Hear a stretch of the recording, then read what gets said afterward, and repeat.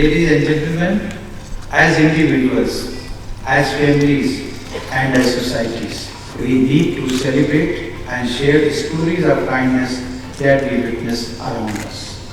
By celebrating such acts of kindness, howsoever big or small, we can promote goodness in our midst.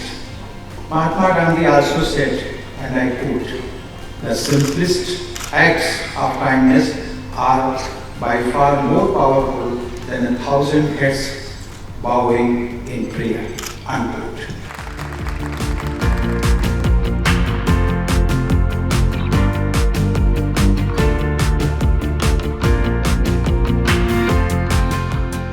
We live in a world where many of us have forgotten to relate with, even within ourselves and with the other.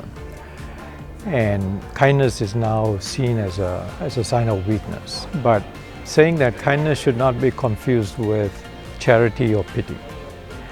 Kindness is about giving without any expectations. But the good news is that we are neurobiologically wired to be kind. But for some reason we have set up an environment that creates the opposite.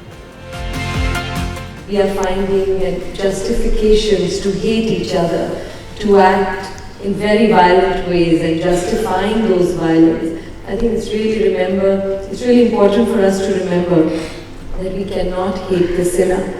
And that's why Gandhi also said that be kind, for everyone's fighting a harder battle.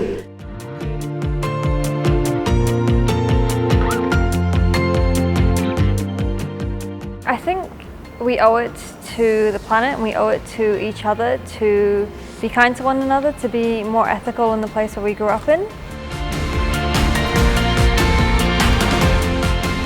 There's been a lot of research in the field of kindness these days, and there is a lot of neuroimaging work which has been being done. So essentially you study the brain when people are doing acts of kindness and look at behavior.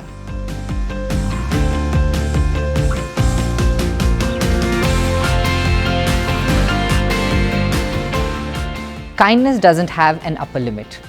There's no upper limit to how many millions of people you can help, but it has a lower limit, and the lower limit is 1.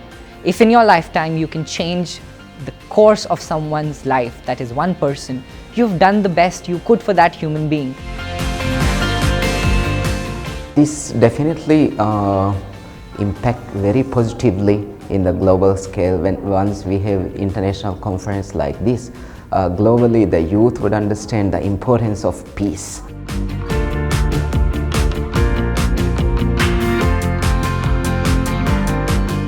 I think that the most important way to influence our youth is through education, and events like this are absolutely educational, and I'm so excited to be here and to learn myself. We are a generation that doesn't only dream, we're a generation that wants to take the dream into action. And these events become the platform that make the dream get realized.